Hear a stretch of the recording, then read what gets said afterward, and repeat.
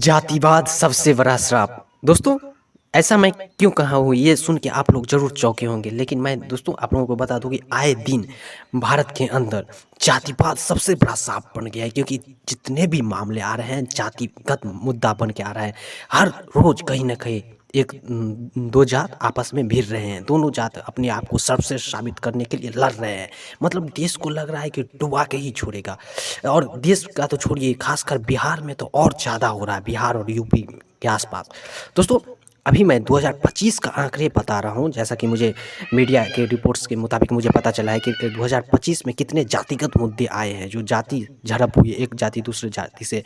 दोस्तों, मैं बता दूं कि हाल ही में हुआ था इटावा कांड, जिसमें ब्राह्मण वर्सेस यादव हो गया था। दोनों जाति एक दूसरे को सबसे साबित करने के लिए लड़ाई पे उतर गए थे।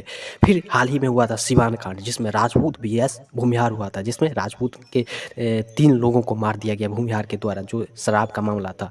और कुछ ही दिन पहले बनारस में पूर्वांचल में राजपूत vs राजभर का मामला आ गया, जिसमें दोनों जात एक दूसरे के लिए लड़ने के लिए तैयार आ गया।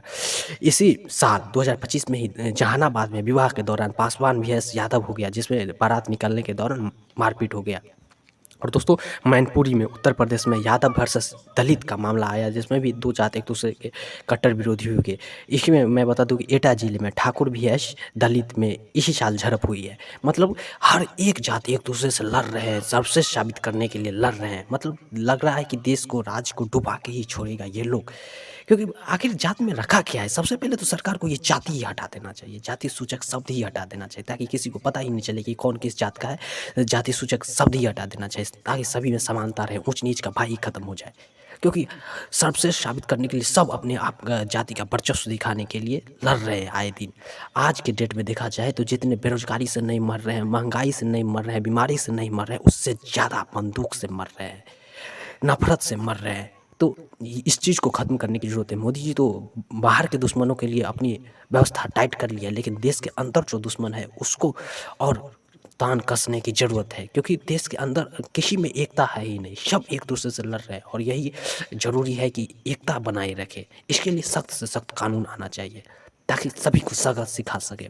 और सबसे पहले ये जाति सूचक शब्द ही हटा देना चाहिए, क्योंकि जाति के नाम पे बहुत भेदभाव होता है। आज के डेट में भी भेदभाव होता है, या एक तरह से ऊंच नीच कह लीजिए, आरक्षण कह लीजिए। मतलब जाति रहता है तभी तो ये सब आता है, तो इसलिए जाति को ही हटा देना चाहिए।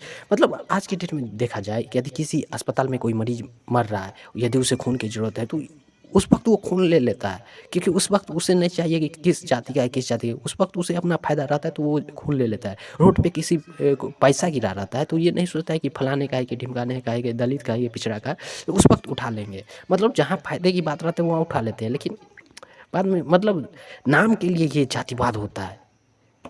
दोस्तों, ये तो केवल 2025 की घटना थी। दोस्तों, ये तो केवल 2025 की घटना मैं बताया हूँ। आए दिन बीते इतिहास में जाकर देखिए कितने जाति एक दूसरे से आपस में लड़े हैं, ये सर्वश्रेष्ठ साबित करने के लिए, और आगे भी लड़ेंगे। इसलिए ये जाति सूचक शब्द को ही हटा देना चाहिए। बल्कि आप क्या सोचते हैं, कमेंट बॉक्स में अपनी राय जरूर दें। मिलते हैं किसी नेक्स्ट मुद्दे के साथ, तब तक के लिए जय हिंद।